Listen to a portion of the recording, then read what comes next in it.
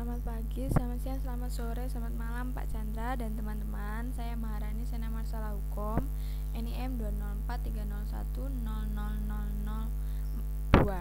Nah, di sini saya akan menjelaskan seseorang yang sukses dalam berwirausaha dan menginspirasi saya. Jadi yaitu pendiri Vans yang bernama Paul Van Doren. Jadi pria kelahiran Boston pada tahun 1930 ini sangat menyukai balapan kuda. Nah, kecintaan pada dunia balap kuda ini tidak serta-merta membuatnya menjadi kebanggaan orang tuanya.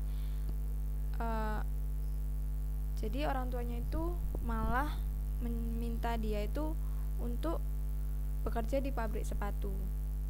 Nah, Paul ini lahir pada 12 Juni 1930 di Boston, Massachusetts, Amerika Serikat. Nah, dia itu merupakan anak laki-laki dari pasangan Rena dan Johnson Van Doren. Ayahnya penemu dan ibunya penjahit. Nah, Van Doren ini putus sekolah pada usia 14 tahun ketika duduk di kelas 2 SMP. Lalu ibunya itu mendesak agar dia itu mau kerja di pabrik sepatu.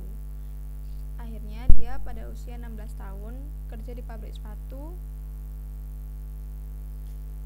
lokal.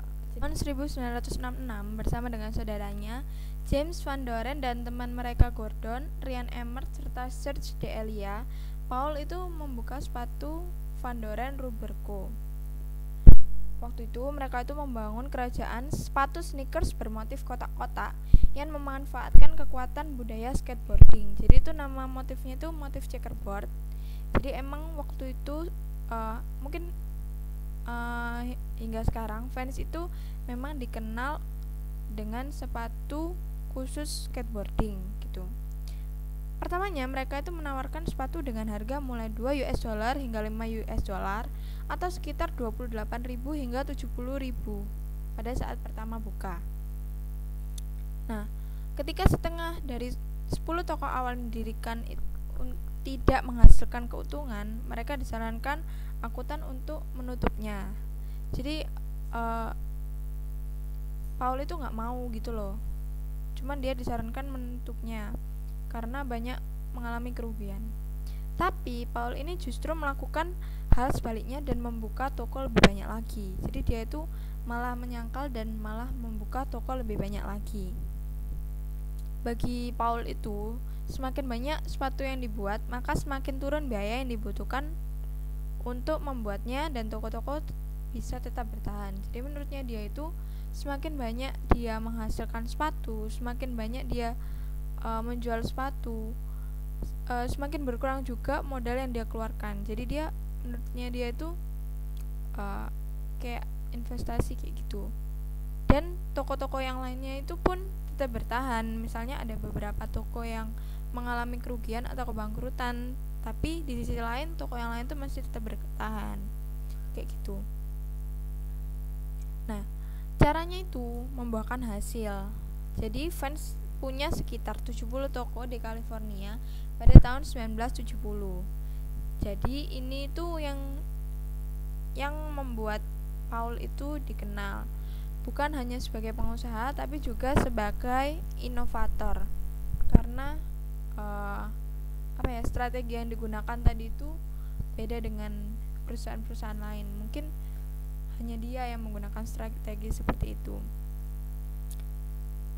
Nah, popularitas Vans itu melonjak setelah dirilis film Fast Time at Ridgemont High yang menampilkan aktor Sean Penn mengenakan sneakers slip-on bermotif papan catur klasik atau yang disebut checkerboard itu tadi. Itu Vans mulai dikenal.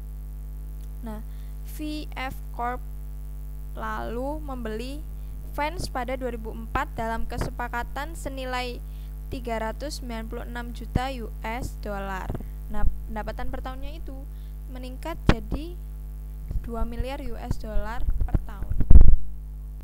Nah, ngomong-ngomong tentang hal yang membuat Vans terkenal, Vans ini jadi makin terkenal waktu mereka itu mulai membuat sepatu buat sekolah-sekolah, buat tim olahraga, buat tim cheerleader di seluruh California Selatan. Nah, di awal 1980-an, adik Paul Van Doren itu, Jim co-founder yang menjabat sebagai presiden waktu itu, memutuskan untuk membuat sepatu di luar sepatu Keds. Jadi mereka itu coba-coba buat sepatu sport gitu, dengan maksud biar bisa menyaingi Nike, Adidas, Reebok, dan Puma. Jadi bisa dibilang hampir semua keuntungan yang mereka dapat dari penjualan Vans checkerboard yang fenomenal itu, yang terkenal itu, nah mereka tuh kayak menghambur-hamburkan. Jadi mereka tuh kayak coba-coba buat bikin sepatu sport yang belum tentu berhasil kayak gitu. Nah, udah mereka hambur-hamburkan dengan membuat sepatu sport yang tentu saja materialnya akan jauh lebih mahal dari sepatu Keds yang simple. Jadi mereka itu membuat sepatu-sepatu berkualitas bagus dan mahal untuk basket. Jadi mereka itu bikin sepatu-sepatu berkualitas bagus dan mahal untuk basket, sepak bola, tenis, baseball, dan gulat. Walaupun si Jim ini sudah dinasehati oleh Paul Van Doren supaya tidak usah berangan-angan biar bisa menyaingi Nike yang sudah jauh di atas, sudah mapan, tapi si Jim ini kayak masih ngeyel gitu loh, masih nggak mau dengar. Nah, jadi hasilnya bisa ditebak kan? Hasilnya sudah bisa ditebak. Vans rugi besar dengan hutang 11 juta US dollar sampai 12 juta, dan akhirnya para petinggi itu masuk pengadilan karena tidak bisa membayar hutang itu kepada perusahaan-perusahaan bahan mentah untuk membuat proyek sepatu sport mereka itu. Jadi mereka itu udah mengalami kerugian, mereka tuh juga terlilit hutang kayak gitu. Terus akhirnya Vans memulai dengan cara merubah sepatu Vans mereka menjadi dengan memberi dengan mereka itu mau memperbaiki gitu dan membayar hutang-hutangnya dengan mereka tuh ngambil material-material dari perusahaan yang dia pinjami. Dia modalnya cuma dari bahan-bahan itu dan akhirnya bisa bisa membayar hutang-hutangnya. Nah, akhirnya pengadilan itu memutuskan kalau Jim itu tadi dikeluarkan dari Vans dan kemudian Paul Van Doren menjadi pemilik tunggalnya Vans.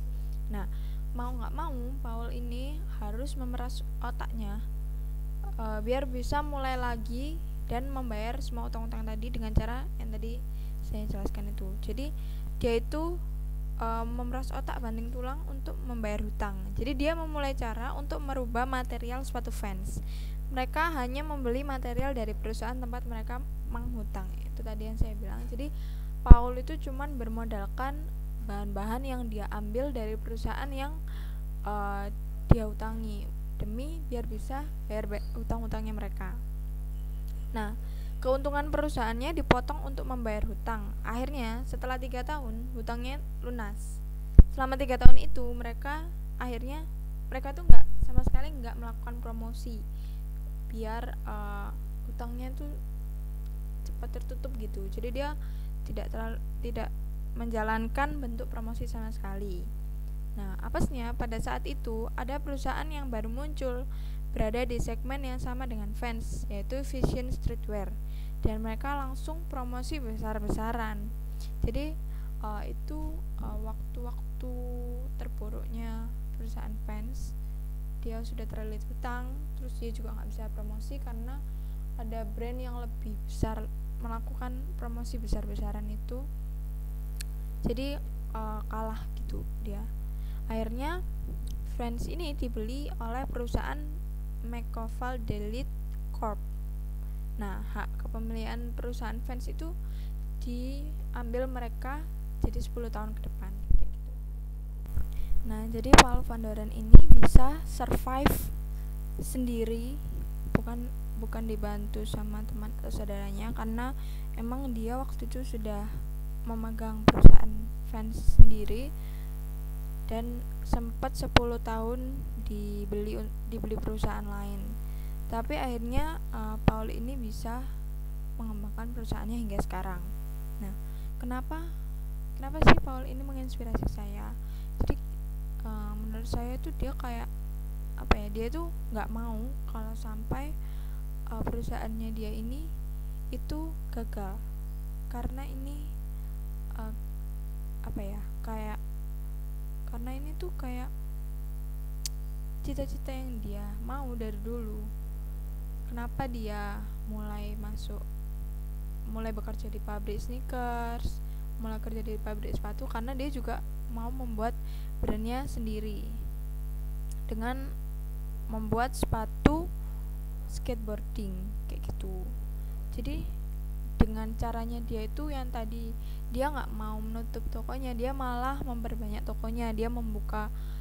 Jadi Paul ini bisa membawa nama Vans hingga sekarang, dan sekarang itu Vans udah menjadi salah satu sepatu yang sudah sangat terkenal untuk bahkan bukan hanya untuk sepatu skateboarding. Jadi banyak juga sekarang orang yang menggunakan Vans gitu.